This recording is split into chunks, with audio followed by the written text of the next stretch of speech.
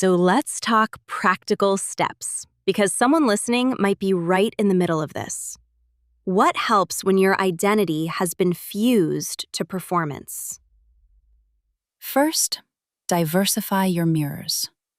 Don't only look at yourself through coaches, stats, or playing time. Spend time with people who reflect back your character, not your output. That's big. If every mirror in your life is performance-based, you'll keep confusing achievement with identity. Second, build non-performance rituals. Read at the same time every day. Cook, journal, volunteer, walk with a friend. Learn something badly on purpose. There is something healing about being a beginner where nobody's clapping. Learn something badly on purpose. I love that. It reminds your nervous system that being imperfect does not equal being unsafe. Third, pay attention to your language. If every sentence starts with, "I should be further along," or "I'm useless right now," your inner voice is acting like a cruel coach, not a trustworthy companion. That one hits. Because recovery is physical, yes, but it's also relational. You are in relationship with yourself the whole time. And fourth, let people know you need more than rehab talk. Ask a friend to ask you about books, ideas, fears, plans, anything other than your timeline to return. That can feel awkward, but it matters.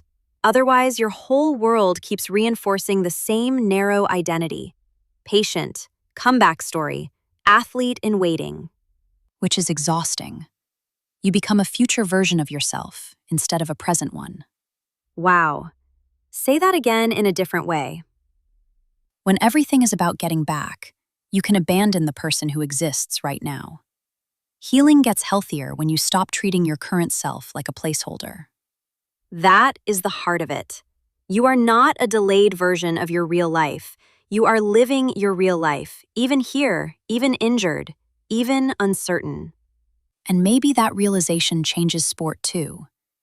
If you do return, you return less desperate, because your whole identity isn't hanging from every result. The sport becomes something you love, not the only proof that you matter. That shift can make someone not only healthier, but ironically, freer in competition. Less, "I must do this to exist." More, "I get to do this because I'm already whole." That's a very different energy.